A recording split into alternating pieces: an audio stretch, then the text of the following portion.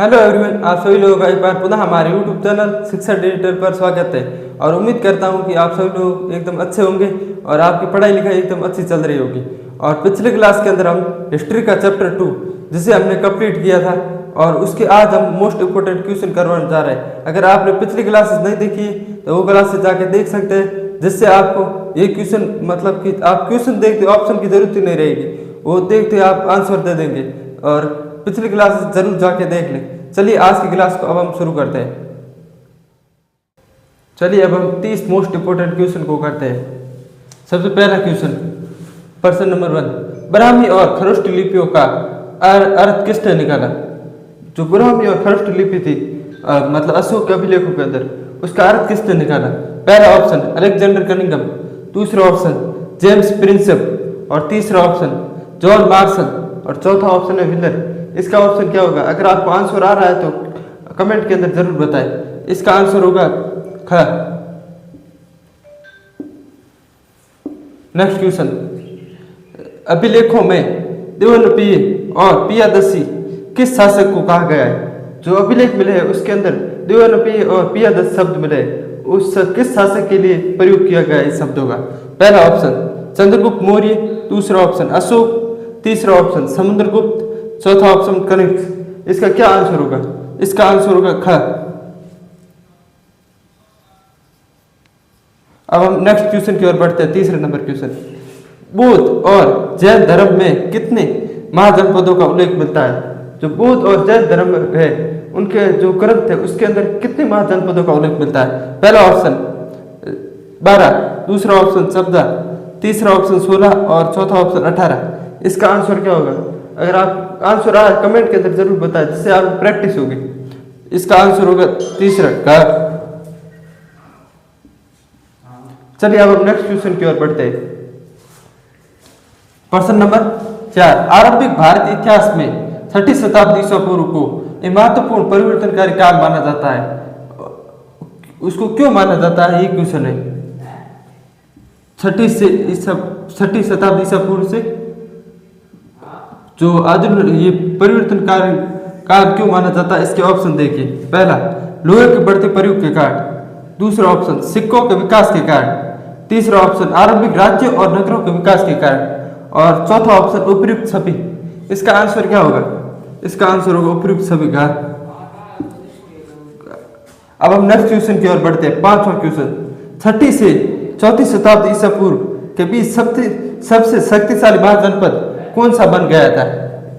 पहला ऑप्शन कौशल, दूसरा ऑप्शन कुरु, तीसरा ऑप्शन पांचाल, चौथा ऑप्शन मगध। इसका क्या आंसर होगा? इसका आंसर होगा 4 कहा होगा। उसके बाद प्रश्न नंबर 6, मगध की प्रारंभिक राजधानी क्या थी? जो मगध महा साम्राज्य था उसकी प्रारंभिक मतलब शुरुआती राजधानी क्या थी? पहला ऑप्शन पाटलिपुत्र, दूसरा ऑप्शन राजगृह, तीसरा ऑप्शन चंपा, चौथा ऑप्शन वाराणसी। इसका ऑप्शन क्या होगा? इसका ऑप्शन होगा दूसरा खा, जिसे हम राजगीर भी कह सकते हैं, खा होगा। और एक और बात करें तो पाटलिपुत्र को दूसरी राजधानी बनाया था किसकी? मगध की। ठीक है, इस स्लाइड के अंदर इतना ही था। नेक्स्ट स्लाइड के अंदर बढ़ते हैं। चलिए अब हम आगे क्वेश्चन को शुरू करते हैं। क्वेश्चन नंबर 7, जेम्स प्रिंसेप ने ब्राह्मी और खरोष्ट लिपियों का अर्थ कब निकाला? जो जेम्स प्रिंसेप थे उन्होंने ब्राह्मी और खरोष्ट लिपियों का अर्थ कब निकाला, इसके बारे में यहाँ जानकारी दी गई। ऑप्शन आपको अगर आंसर आ रहा है तो कमेंट के अंदर जरूर बताएं। पहला ऑप्शन 1810 के दशक में, दूसरा ऑप्शन 1820 के दशक में और तीसरा ऑप्शन 1830 के दशक में और चौथा ऑप्शन 1850 के दशक में। इसका आंसर क्या होगा? इसका आंसर होगा तीसरा ऑप्शन होगा।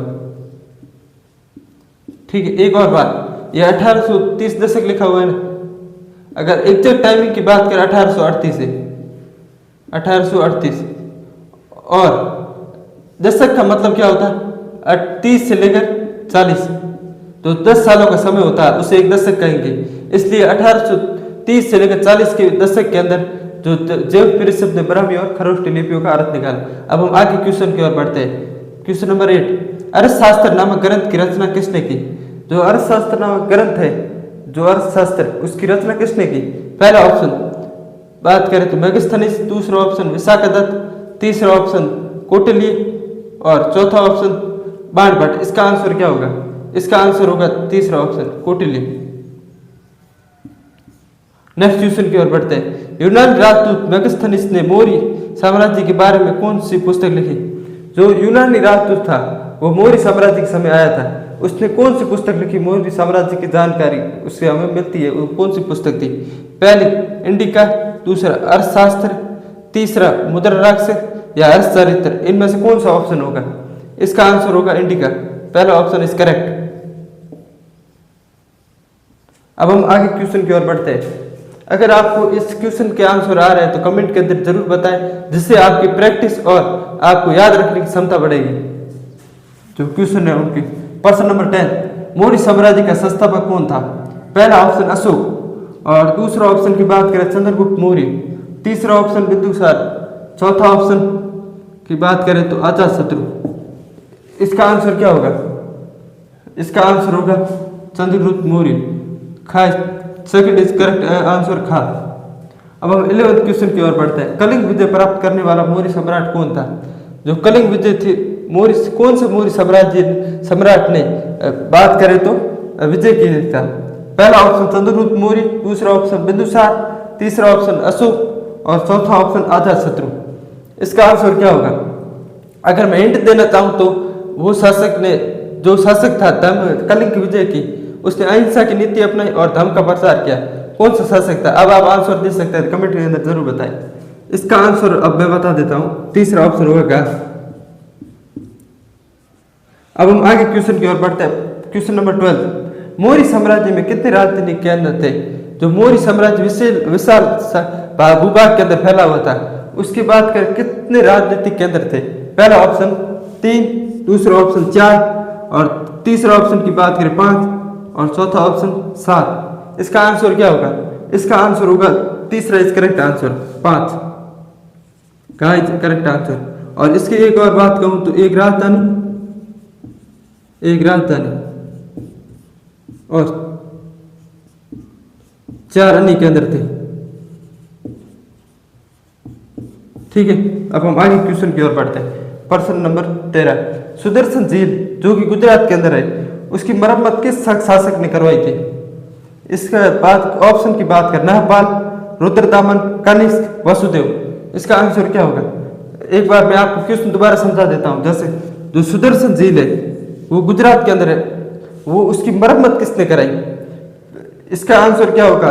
इसका आंसर होगा खा इज करेक्ट आंसर रुद्रदामन।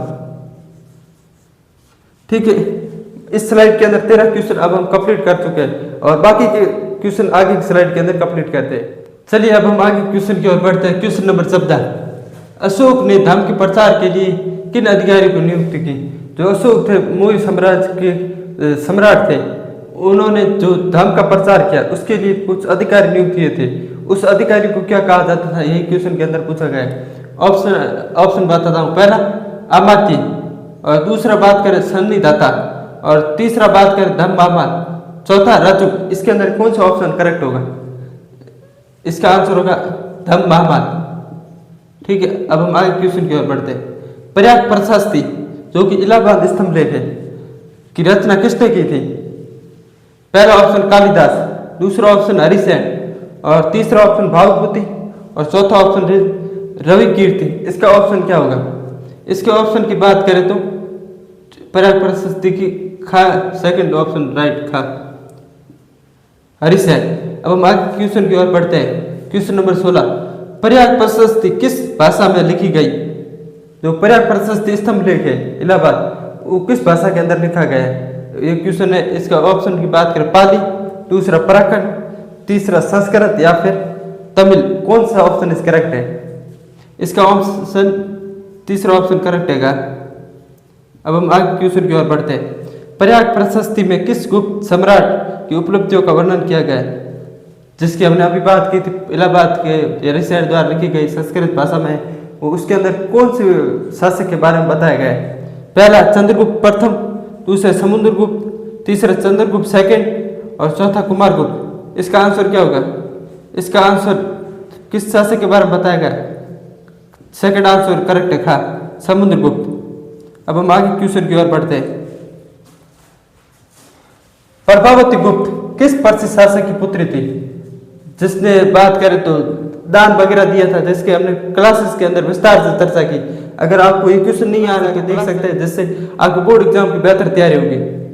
पहला ऑप्शन समुद्रगुप्त, दूसरा ऑप्शन चंद्रगुप्त सेकंड, तीसरा ऑप्शन स्कंदगुप्त और चौथा ऑप्शन अशोक। इसका आंसर क्या होगा? प्रभावती गुप्त किसकी पुत्री थी? चलिए मैं बताता हूँ। Second answer is correct, Chandragupta second. अब हम आगे क्वेश्चन की ओर बढ़ते हैं। क्वेश्चन नंबर 19, प्रभावती गुप्त का विवाह किस राजवंश में हुआ? जो चंद्रगुप्त सेकंड की पुत्री थी उसका विवाह किस राजवंश के अंदर हुआ? ऑप्शन बताता हूँ। सातवाहन, सेकंड वाकाटक, तीसरी बात कर चालुक्य, चौथा पल्लव। इसका आंसर क्या होगा?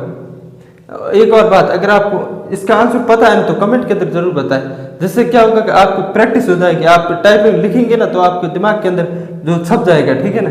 अब हम नेक्स्ट, इसका आंसर होगा खा इस करेक्ट आंसर वाकाटक। आगे क्वेश्चन की ओर बढ़ते हैं। क्वेश्चन नंबर 20, अगर हार का क्या अर्थ है? इसका भी हमने क्लास के अंदर विस्तार से चर्चा की थी, जो हमने बोर्ड के अंदर लिखवा के समझाया था आपको। पहला ऑप्शन सेनापतियों को दी गई भूमि, दूसरा ऑप्शन ब्राह्मणों को दान में दी गई भूमि, तीसरा ऑप्शन राजा की निजी भूमि, चौथा ऑप्शन व्यापारियों पर लगाया गया कर। इसका आंसर क्या होगा? इसके आंसर की बात करिए, क्वेश्चन बहुत ईजी है। Second is correct answer. हाँ, जिसने क्लास किया ना वो क्वेश्चन आराम से कर लेगा ये सारे क्वेश्चन। चलिए आगे क्वेश्चन की ओर बढ़ते हैं। चलिए अब हम आगे क्वेश्चन की ओर बढ़ते हैं। क्वेश्चन नंबर 21, तमिल संगम साहित्य में बड़े जमींदारों को क्या कहा गया है? जो तमिल संगम साहित्य है उसके अंदर जमींदारों की विवरण दिया गया है और उससे क्या कहा गया है, ये क्वेश्चन पूछा गया है जमींदारों को तमिल संगम साहित्य के अंदर। ऑप्शन बताता हूँ। पहला वेलेलार, वेलेलर और उच्चवर, दूसरा अधिमय, चौथा ऑप्शन गणपति। इसका ऑप्शन क्या होगा? तमिल जमींदारों को क्या कहा गया है? इसका ऑप्शन का इज करेक्ट आंसर वेलेलर। और सेकंड 22 क्वेश्चन, सिक्कों के अध्ययन को क्या कहा जाता है? अगर आप ऑप्शन ध्यान से पढ़ेंगे तो आप बिना पढ़े इसका आंसर दे सकते हैं। पुरालेख शास्त्र, दूसरा मुद्रा शास्त्र, तीसरा पुरातत्व शास्त्र, चौथा भूगर्भ शास्त्र। इसका क्या आंसर होगा? सिक्कों का आसान तो है ये क्वेश्चन, तो मुद्रा शास्त्र। हाँ, इट्स करेक्ट आंसर। अब हम आगे क्वेश्चन की ओर बढ़ते हैं। भारत में सबसे पहले सोने के सिक्के किन शासकों ने जारी किए? भारत में जो सोने के सिक्के सबसे पहले किन शासकों ने जारी किए गए, एक क्वेश्चन पूछा गया। पहला मौर्य शासकों ने, दूसरा गुप्त शासकों ने, तीसरा ऑप्शन कुषाण शासकों ने और चौथा ऑप्शन सातवां शासकों ने। इसका आंसर क्या होगा? इसका answer guys correct answer Kushan शासकों ने, तीसरा ऑप्शन। आगे क्वेश्चन की ओर बढ़ते हैं। प्राचीन काल में व्यापारियों और शिल्पकारों के संगठन को क्या कहा जाता था? एक ही वर्ड है, आप देख लीजिए। व्यापारियों और शिल्पकारों को क्या कहा जाता था? पहला ऑप्शन सभा, दूसरा ऑप्शन समिति और तीसरा ऑप्शन श्रेणी और चौथा ऑप्शन गण। इसका आंसर क्या होगा? इसका answer C is correct answer गण, श्रेणी। आगे क्वेश्चन की ओर बढ़ते हैं। प्रश्न नंबर 25, आरंभिक आज सिक्के मुख्य रूप से किन धातुओं के बने होते थे? जो आरंभिक आज सिक्के बनाए जाते थे वो किन धातुओं के बने होते थे? आप ऑप्शन देखिए पहले। ऑप्शन नंबर 1 सोना और चांदी, दूसरा ऑप्शन चांदी और तांबा, तीसरा ऑप्शन तांबा और लोहा, चौथा ऑप्शन की बात करें सोना और शीशा। इसका आंसर क्या होगा? इसका आंसर खास करेक्ट आंसर सेकंड, तांबा और सोना और तांबा, ठीक है। आगे क्वेश्चन की ओर। प्रश्न नंबर 26, अशोक के अभिलेख किन लिपियों में लिखे गए हैं? ऑप्शन देखिए, ब्राह्मी और देवनागरी, दूसरा ऑप्शन ब्राह्मी, खरोष्टी, आरामाइक और यूनानी, तीसरा ऑप्शन देवनागरी और खरोष्टी, चौथा ऑप्शन की बात करें केवल ब्राह्मी। जो अशोक के अभिलेख किन ऑप्शन आपने पढ़ लिया, अब आप आंसर देने का प्रयास करें। इसका आंसर होगा खास correct answer Brahmi, Kharosthi, Aramaic और यूनानी अशोक के अभिलेख लिखे गए। चलिए अब हम आगे क्वेश्चन की ओर बढ़ते हैं। चलिए अब हम आगे क्वेश्चन देखते हैं। प्रश्न नंबर 27, हर्षचरित्र नामक ग्रंथ की रचना किसने की? क्वेश्चन ये है कि हर्षचरित्र जो ग्रंथ है उसकी रचना किसने की? ऑप्शन यहाँ 4 दिए गए वो बताता हूँ और अगर आपको आंसर आए तो कमेंट के अंदर जरूर बताएं। पहला ऑप्शन हर्षवर्धन, दूसरा ऑप्शन बाणभट्ट, तीसरा ऑप्शन हरिसेन और चौथा ऑप्शन की बात करें एंसांग। इसका आंसर क्या होगा? इसका आंसर बात करें तो सेकंड आंसर खा करेक्ट आंसर बाणभट्ट। अब हम आगे क्वेश्चन की ओर बढ़ते हैं। क्वेश्चन नंबर 28, 6ठी शताब्दी ईसा पूर्व में कृषि की उपज बढ़ाने के लिए किस उपकरण का प्रयोग किया गया? जब 6ठी शताब्दी ईसा पूर्व के अंदर कृषि की उपज बढ़ाने के लिए कुछ उपकरणों का प्रयोग किया गया और ऑप्शन के अंदर दिया गया है, आपको आंसर बताना है। पहला लोहे के फाल वाले हल्का, दूसरा ऑप्शन लकड़ी के हल्का और तीसरा ऑप्शन की बात करें कुदाल और चौथा ऑप्शन इनमें से कोई नहीं। इसका आंसर क्या होगा? इसका आंसर लोहे के फाल वाले हल्का। ठीक है, अब हम आगे क्वेश्चन की ओर बढ़ते हैं। जातक कथा मुख्य रूप से किस भाषा में लिखी गई है? जातक कथा थी वो किस भाषा के अंदर लिखी गई? पहला ऑप्शन संस्कृत, दूसरा प्राकृत, तीसरा पाली और चौथा बात करें अपभ्रंश। इसके अंदर बात करें तो सी इज करेक्ट आंसर का पाली। ठीक है, इसका एक बार राइट। अब हम लास्ट क्वेश्चन की ओर बढ़ते हैं। किस शासक ने अपने आप को देवपुत्र की उपाधि दी थी? इसके अंदर कौन सा ऑप्शन इस करेक्ट है? अगर आपको आंसर आ रहा है पहले से बताए इस आंसर को। मौर्य शासकों ने, गुप्त शासकों ने, कुषाण शासकों ने या चोल शासकों ने? इसका आंसर क्या होगा? इसके आंसर की बात करें तो सी इज करेक्ट आंसर का। ठीक है, तो आज की क्लास के अंदर हमने मोस्ट इंपोर्टेंट क्वेश्चन करवा दिए। अगर आप लोगों ने पिछली क्लासेस नहीं देखी है तो जाके देख लेना, जिससे आप बोर्ड एग्जाम की तैयारी बेहतर होगी। और नेक्स्ट क्लास के अंदर हम नेक्स्ट चैप्टर को शुरू करेंगे। चलिए आज की क्लास को अब हम यही समाप्त करते हैं।